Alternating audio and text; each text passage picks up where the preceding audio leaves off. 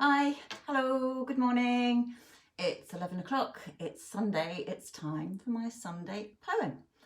I hope you're all doing okay and coping with lockdown fatigue and exhaustion. And today we are going to welcome snow. I'm looking out of my window at the moment and it's just starting. Hi, Kerry, hi. I know I've spoken to a couple of people this morning who've told me they've already got snow. So today's poem is going to be about winter and about snow. But before I read it, oh hi Janet, good morning. Thanks for checking in. Hi Annalise, good morning.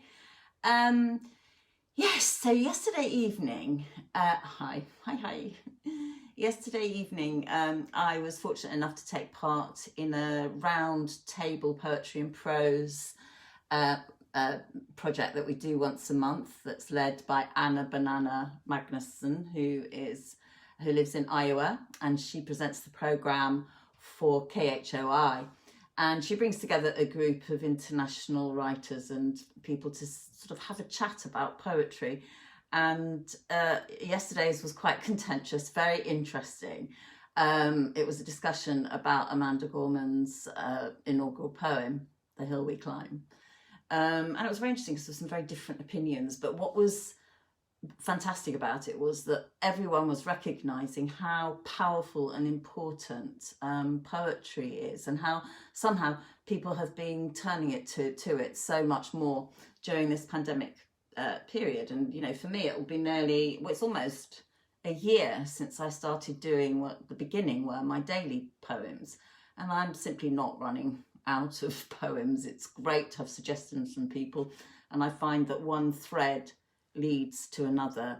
So actually yesterday I read another fantastic inaugural poem, which I'll probably read in the next couple of weeks, by a poet called Jericho Brown, who won the Pulitzer Poetry Prize in 2020. So poetry is speaking to so many of us as well. I think also, I don't know about you, but maintaining concentration sometimes I find quite difficult. I have to really focus much more than I did before, more than usual. And poetry is a really lovely place to immerse yourself in. So highly recommend dipping in and finding pieces. I know a lot of people that tune into this are already poetry lovers and poetry writers.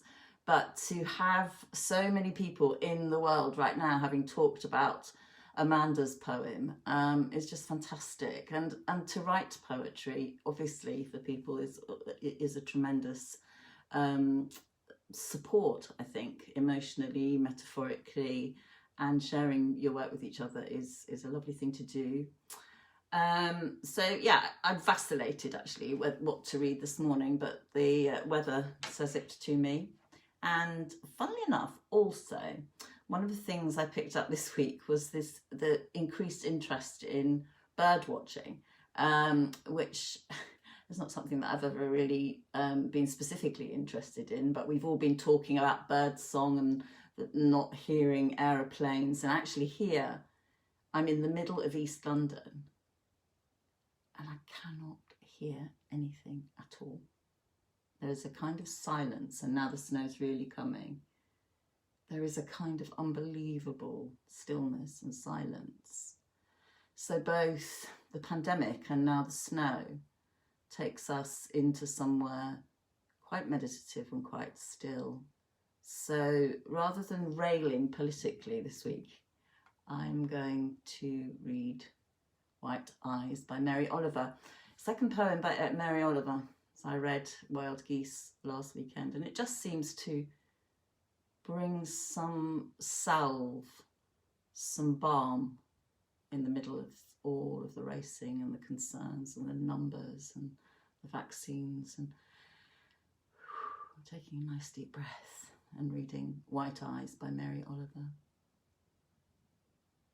In winter, all the singing is in the tops of the trees, where the winged bird with its white eyes shoves and pushes among the branches like any of us.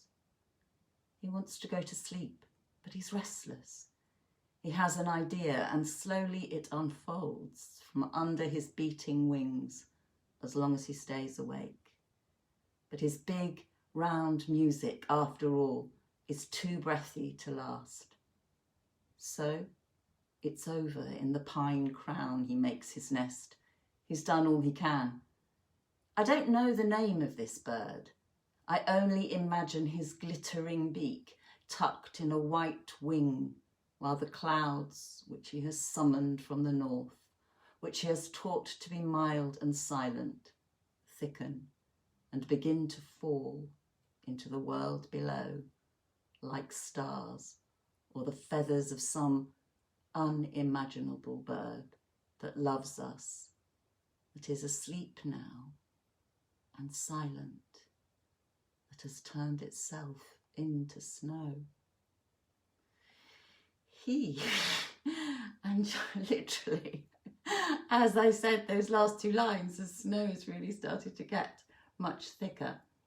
Some of you might also be aware of a tweet of the day, and we're not talking Twitter, we're actually talking bird tweets now. At just before 6 o'clock in the morning on Radio 4, they have a tweet of the day, and it's always really lovely to listen to, even though I have no idea what half of the birds are that they're talking about, but you hear these different calls, and I'm sure some of you who tune into my poetry will know more about it than me, but if you don't, it's a lovely thing to do. Listen to different bird song at 2 minutes to 6 on Radio 4, or at, it was about 5 minutes ago actually, just on Sundays, it's just before 11, so an opportunity to go out and see if you can spot some of those birds. So enjoy the snow. I'm sure there are going to be lots of snow women and angels being made over the next few days. But in the meantime, snuggle up also and watch a good movie. Take care and stay safe. And I'll check in with you next week. And if you've enjoyed today's poem, it would be lovely if you shared it further afield. So White Eyes by Mary Oliver, and it's worth dipping into quite a lot of other poetry by her as well. So take care everyone. Bye.